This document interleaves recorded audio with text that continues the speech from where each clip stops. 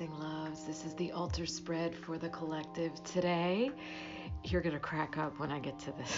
I tell you what the fuck that's all about. So, the sacred geometry of today is Steam Cave. And if you look, it's got the beautiful star tetrahedron pattern in it, which is the balance of all that is. But this showed up in the reverse.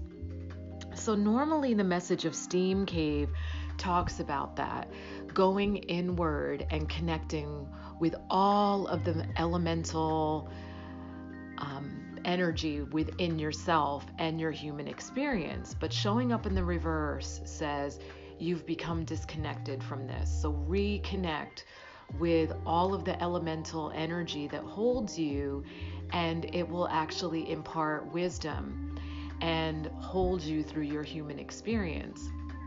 So if you remember how I described the upward pointing pyramid as being directive and male energy, this is air and fire, and the downward pointing pyramid is the chalice. It's feminine, it's receiving, and it is water and earth. So those are all the elementals, and you can do that by actually honoring, creating an altar like this and honoring all the elements. So I have a vessel with water, but also shells represent water energy.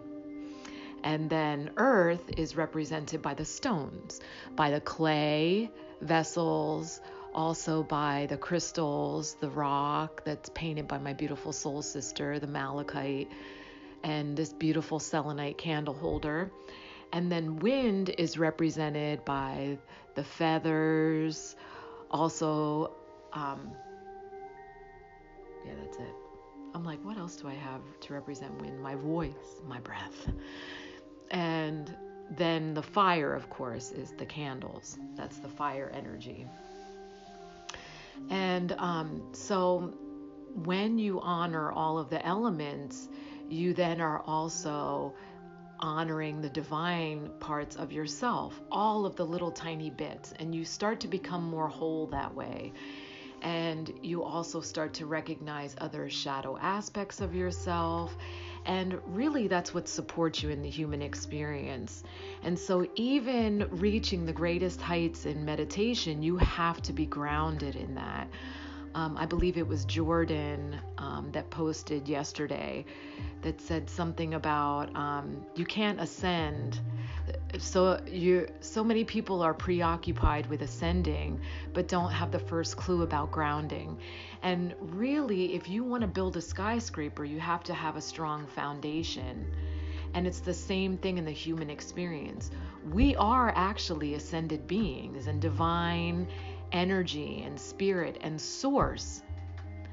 But in the human experience, you cannot achieve that by just escaping your body and becoming spirit. You actually have to be grounded in the human experience, heal the human experience, learn from the human experience, and then you can transcend your body. And so that's the point of being human. You have to actually learn how to be this dense object. And it really eases the frequency of being human by connecting with the elements, loving all of those things. So that's the message of Steam Cave. Now the staff also showed up in reverse. So the staff, I love this because the staff talks about wisdom, and he who bears the staff is the wisdom bearer. But showing up in the reverse, it's saying you've got quite a bit to acquire and learn.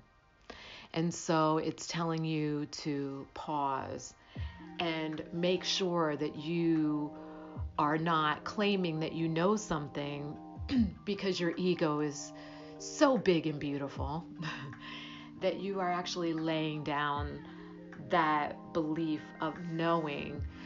And that actually helps you acquire more wisdom, because we really don't know shit. And you have to return to that original state of curiosity and wonder, and that's how you acquire the wisdom.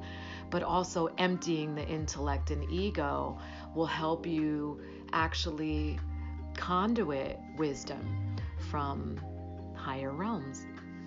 Now, when it comes to the stones, I drew this. And I was like, shit, seriously? Come on. Took it out of the deck. Drew this. And I was like, come on, really? Isn't there another way you can give me this message of being present and speaking your heart? And then I got this. It was like, boom, bitch. Which really is like a no-no when you're pulling. But I was, anyhow, I try. But okay, so the message, we all know sacred sounds, right? Speak your heart. And I extended myself and made that invitation. And I was very honored that 6 people reached out to me. And we worked through some things. And I'm very honored to be trusted and to help people express themselves and get back into their hearts and out of their intellect and ego. And then the inner peace, of course, is all about not time traveling, staying super present. That's the mindfulness that I also teach. And I promise you, I can't say by the end of December, but definitely by January, I will try to get some of those videos up on my website to be accessed. So that you can learn the meditation, because I really don't have the time to do that privately anymore.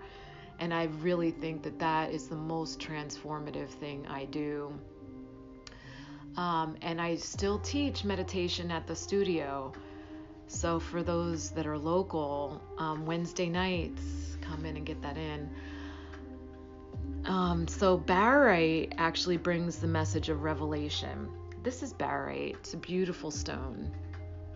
And I liked this piece because to me it looked like a resting butterfly.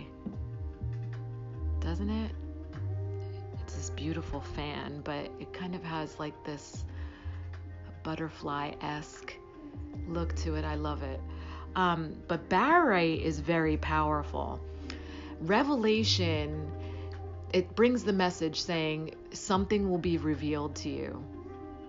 And it is going to be powerful. It is going to change everything that you think you know about your existence. So if you are willing to be still and connect with the elements and also empty your intellect, this would happen. You would get a revelation. And it would open you to this whole new realm of understanding, because that's the curiosity and the wonder of what we are supposed to be doing. We're supposed to go into every situation, every moment, every minute new. And this is saying that it will wipe your cell memory clear so that you don't respond as if you are in the same experience again. It'll be a complete revelation. So that's exciting, but I literally begged for a different card. So I hope, because this is a daily thing, this is not lasting message. This is for the day.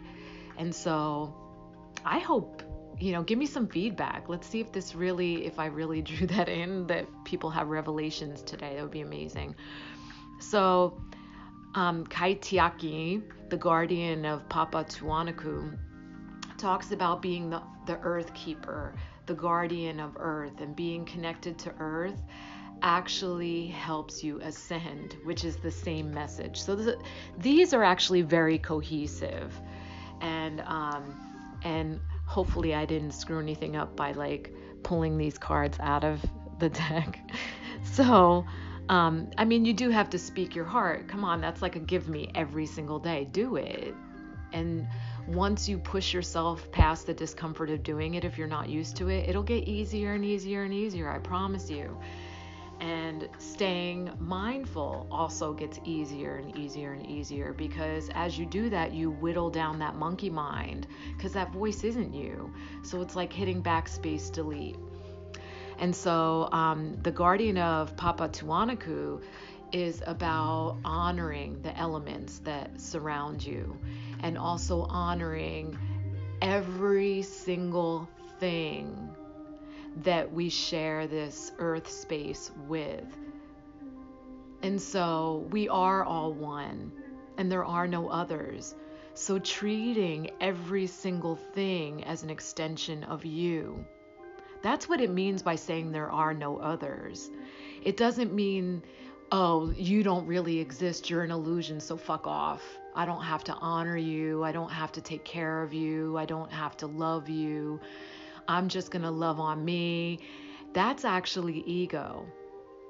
But knowing that there are no others is knowing that everything is an extension of you. So how you love you, you also love it, them. That's what it means by saying there are no others. So don't get that shit twisted. And that is the spread for today. So thank you. I love you. I love you.